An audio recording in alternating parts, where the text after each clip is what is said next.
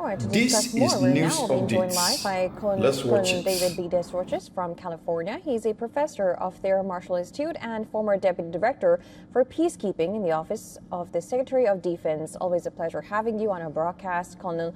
Let me begin by, of course, the sticking points and that has been surrounding these talks. First, how positive are you for these talks to be taking place in a very fragile ceasefire at the moment? Not very. I think we'll have what diplomats call a frank exchange of views. The positions going in of the two sides are incompatible. They're not really negotiating positions. They're competing visions of how the other side will capitulate. I think there's also just some practical issues. The most recent reports are that Iran did not chart where its naval mines are, or just put out free-floating naval mines, which means in the Strait of Hormuz, which means that even if Iran agrees to remove them, they don't know where they are. So, which is of course a war crime.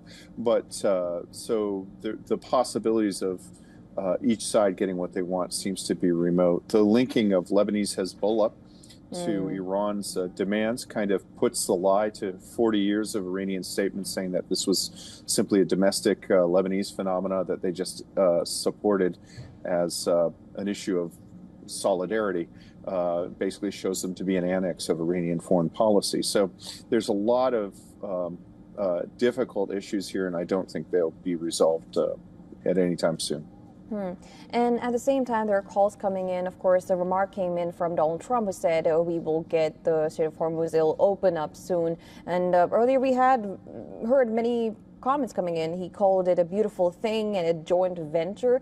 Is that a possibility we're looking for? Because it seems like Donald Trump has now realized how much of an economic backlog it has happened due to this shutdown of the Strait of Hormuz. Do you think there is a certain urgency to get it open as soon as possible? There certainly is an urgency, but I'm not sure if there's the means there. I mean, the problem with the Strait of Hormuz is it's not strictly speaking a military problem. It's an insurance problem among insurance underwriters. And the people being targeted are not navies. They're civilian shippers of many of neutral states that have nothing to do with this. Again, indiscriminately targeted by floating of naval mines and by direct attacks from the Iranian forces. So in order for the insurance market to recover confidence that these civilian ships will not be attacked or struck, the mines have to be removed. And Iran has to publicly announce that they will not attack any more ships. And they have to do it in a manner that convinces these insurance underwriters. That's a significant climb down. So I'm not sure if there's enough coercion or goodwill to force them to make that kind of a public climb down. There are other issues on the U.S. agenda, the removal and the renouncing of enrichment of uranium. Again, that would be a significant climb down. And then Iran, of course, has said, well, all U.S. forces have to leave the region. I can tell you right now, the partner nations that host the U.S., they want more U.S. forces in the region because they've been attacked ruthlessly by Iran for weeks now, and mostly against their civilian infrastructure. So it's hard to see how negotiations are going to lead to a comprehensive peace here.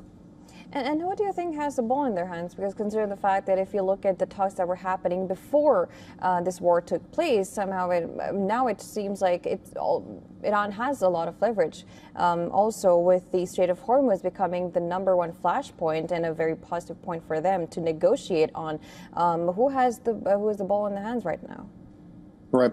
So let me start by looking at the negotiations before that. Those were very unproductive because Iran limited them just to the nuclear issue, which is only one of many issues. And, you know, the Arab states of the Gulf Cooperation Council, they're not unhappy because they've been nuked. They're unhappy because they've been attacked under sustained thing from ballistic missiles, which Iran refused to discuss before the war.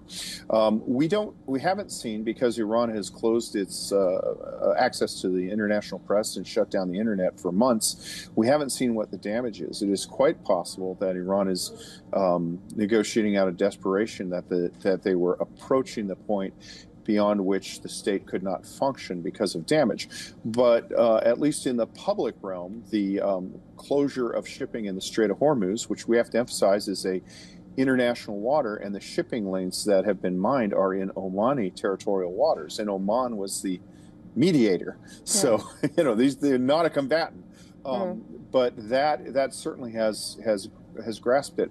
I think that Iran thinks it has leverage because they know that President Trump has midterm elections coming up, and if the price of gasoline remains very high, the price of gasoline was about $3.95 a gallon before the war here in California. And I just paid $5.66 a gallon.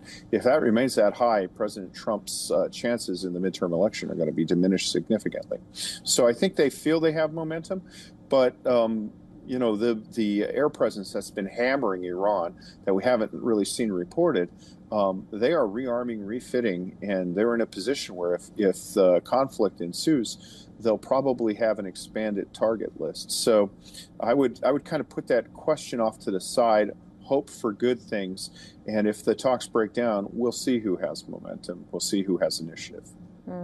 Also, one other point that Iran has raised and has put in agreement is, of course, ceasefire in Lebanon, which Israel has completely denied. They have talked about having talks with Lebanon in the U.S. itself, but they have not agreed for a ceasefire.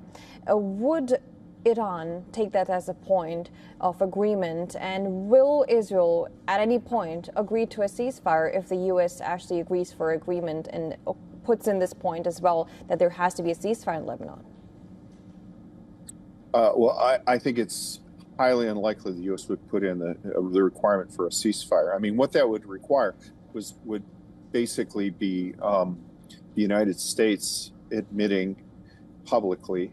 Well, first off, there's been a lot of interesting admissions. For 40 years, Iran has said that Hezbollah is an independent movement that they just are bound to by affinity. When Hezbollah was ordered to attack Israel, which provided the pretext for Israel to intervene against it, which Israel wanted to do, that put the lie to it. And now we see that Iran is linking Hezbollah to an Iranian war. So it's clear now that they're just an arm of the Lebanese state, or I'm sorry, of the Iranian security infrastructure. But Lebanon is a sovereign nation, and a group within Lebanon that operates contrary to the wishes of the Lebanese state. It'd be like the United States making an agreement with the Naxalites on behalf of the Naxalites without involving the Indian government. It's unacceptable to any sovereign state.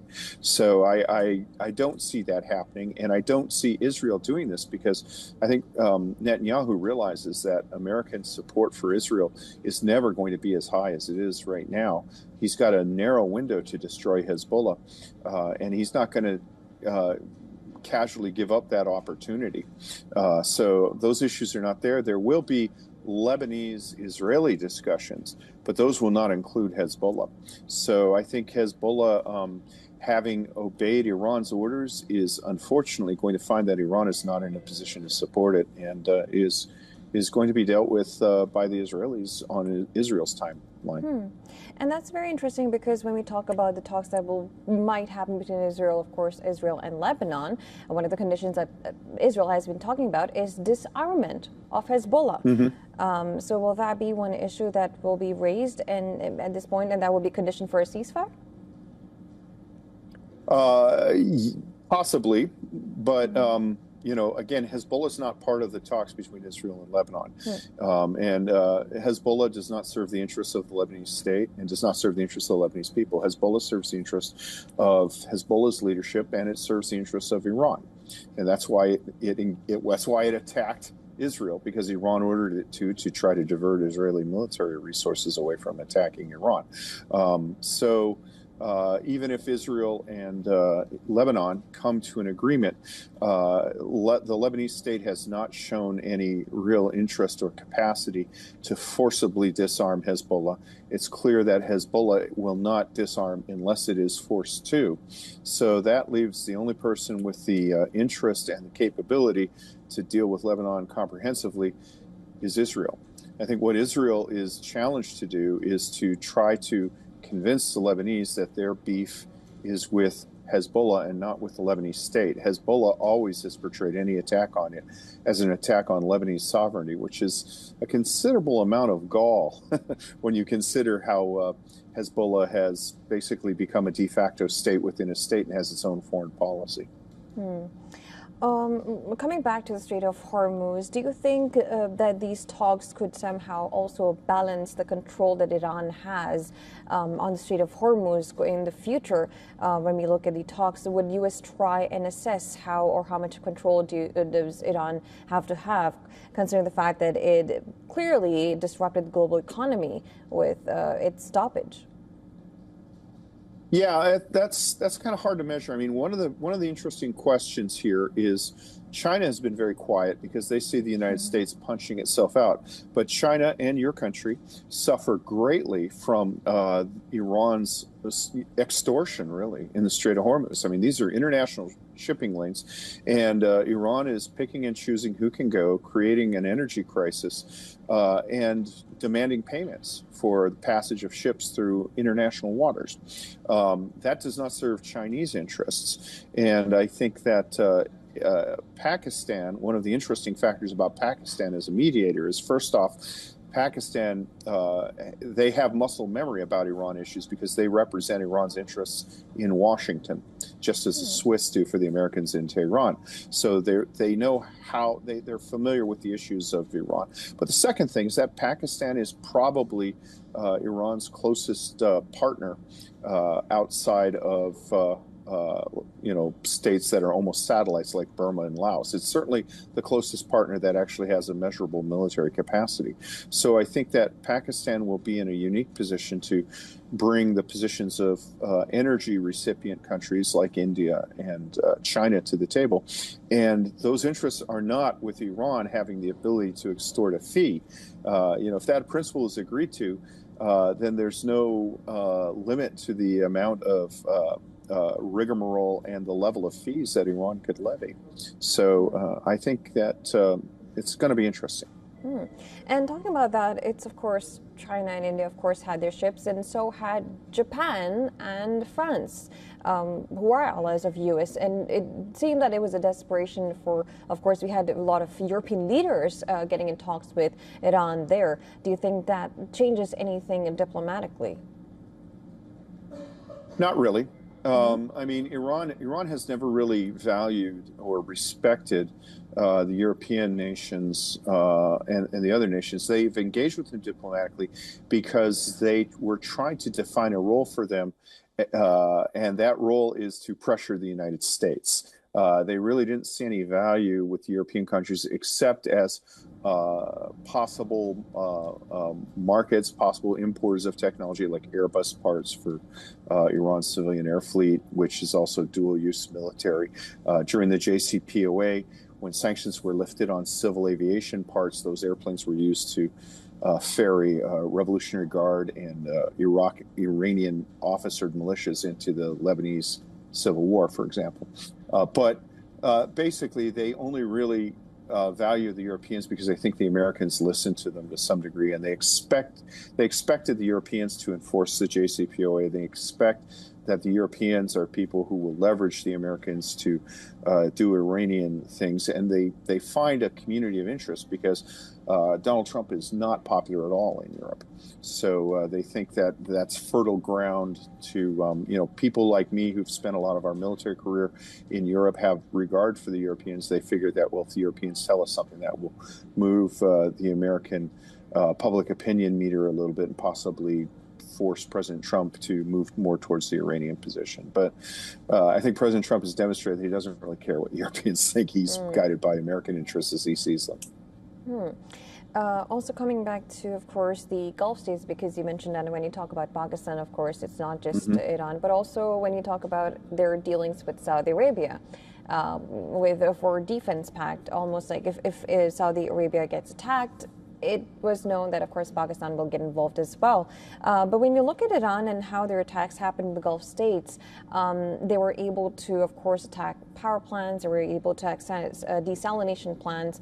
How does it look for the Gulf states? Of course, they would be, they're the countries who asked for security from the U.S., considering the fact that the kind of damage they have dealt with. How are they looking at these talks? Yeah, I don't think they're sanguine about it. I'm really glad you asked me this question. So I was actually in Qatar just before the war, and I was there for the first 3 weeks of the war. And I Hmm. managed to see a real shift among the Gulf states. So when it first started, when the war first started, the attitude tended to be, you Americans, you caused this problem. We know how to deal with the Iranians. You stirred up a bunch of trouble, and now we're going to have to suffer with it. And it's worth noting that the Gulf states denied the U.S. access, basing, and overflights for military operations against Iran. So, our planes were operating from Jordan, Israel, and even the United States, Europe. It would have been much easier, much cheaper, much safer, much more firepower generated much more quickly if we had been operating from bases in the Gulf. After about 2 or 3 weeks, when it became apparent that the Iranians were attacking the Gulf states on a sustained basis, and the United Arab Emirates has taken twice as many missiles as Israel, and when it became apparent that the Iranians, as you noted, were attacking civilian infrastructure, there was a mood shift. And what they realized was, holy cow, these guys that we thought were our neighbors, they want to rule us. They want to destroy our ability to govern ourselves and put us in a position where we are permanently subordinated to them. If not, we won't be formally governed by them, but they want us to basically come to them before we make any decision on our national security. And quite frankly, that mood shift was profound. I had a number of senior Gulf defense officials come to me and say, Donald Trump was right about Iran. We weren't. That's remarkable. So I think honestly, what Iran has done in sustaining attacks against neutral GCC civilian infrastructure has been an incredible strategic blunder. And for them to be viewed as neighbors rather than potential conquerors by the Gulf states, it's going to take regime change in Iran, and it's going to take a generation. I mean, it's a profound, profound mistake on Iran's part. And that's very interesting because we see U.S., at least for Israel, that was one of the goals, and somehow it almost looks impossible, of course, at this point. But of course, we'll be focusing on the talks that happen in Pakistan and see if they come out with any kind of negotiations. Of course, looking forward and positively forward for that. Thank you so much, Colonel, for joining us on the broadcast and giving me